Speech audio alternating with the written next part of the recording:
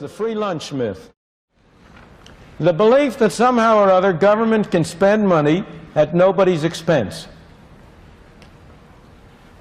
I don't know how many of you have ever heard of a wonderful description of government that was made by a French economist by the name of Frédéric Bastiat about 150 years ago. He said, government is that fiction whereby everybody believes that he can live at the expense of everybody else. And that is the free lunch myth. The myth that somehow or other government can provide goods and services, can spend money at nobody's expense. Now, the particular form which that myth takes is very specific. It has two parts. One part is the belief that somehow or other you can tax business without consumers or workers or individuals paying for it. Somehow business is a big source, a big cornucopia out there that can be taxed at no cost.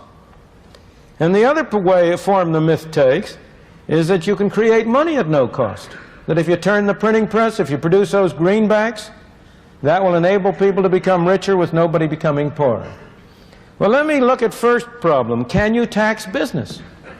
What's business? There's no business to be taxed. There are people. Only people can pay taxes. Can I tax this floor? Can I tax the building? The building can't pay taxes. Only people can pay taxes. So when you talk about a tax on business, it has to be paid by somebody. Either it's paid by the stockholder, or it's paid by the customer, or it's paid by the worker. There's no other way it can come from. There's no Santa Claus, no tooth fairy that's going to provide a source by which the government can spend money that doesn't come from somebody. Somebody has to pay. And yet, over and over again, you hear the claim, oh, we must not increase taxes on individuals, we'll increase taxes on business, in connection with the current discussion of Social Security. This fiction arises. There is a fiction that the Social Security tax is half on the individual and half on the employer.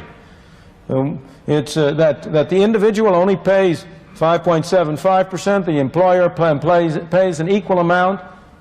That's nonsense. That's bookkeeping. That's not economics. That's not reality. The part that the employer pays is part of his wage cost. If an employer considers whether it's worth his while to hire an additional worker, he has to consider as part of his cost not only what he pays to the worker, but also the extra taxes he will have to pay to the government.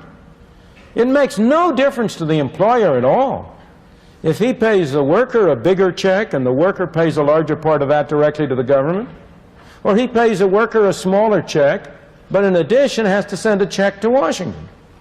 What matters to him is the total number of dollars it costs him to hire an additional person.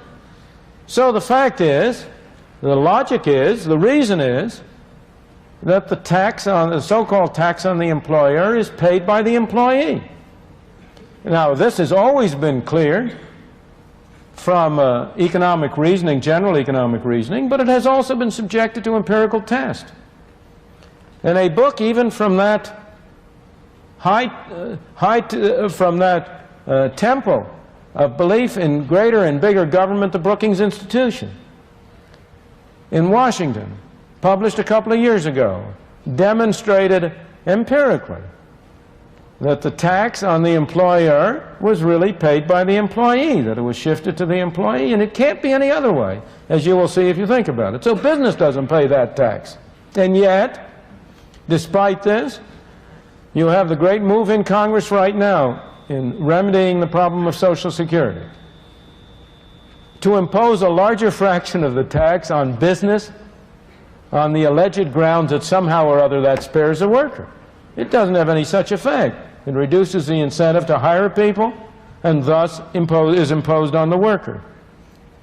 But again, if you look at the taxing corporate profits, the distinction you have to draw is between who writes the check and who fundamentally bears the cost.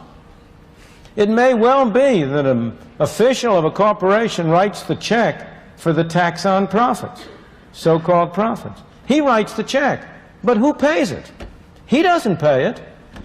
Here is a poor fellow who may be earning a modest competence. He may be writing a check for $10 million. That isn't coming out of his hide. Where's that $10 million coming from?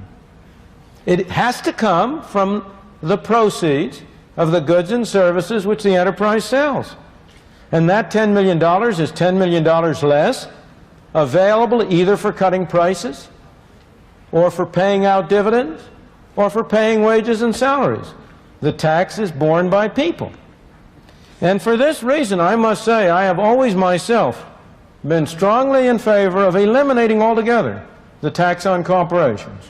So it's open and above board that you are taxing people, and that you do not conceal that fact by appearing to tax corporations. Well, again, with respect to money, can you print money at no cost? It's very cheap to turn out those pieces of paper. But does that get society something for nothing? Not at all. It's simply a different form of taxation. If you print money, people have more money to spend. If they spend more money on the same amount of goods, prices go up. And in effect, everybody is paying a tax through inflation. Once again, it's only a form of taxation.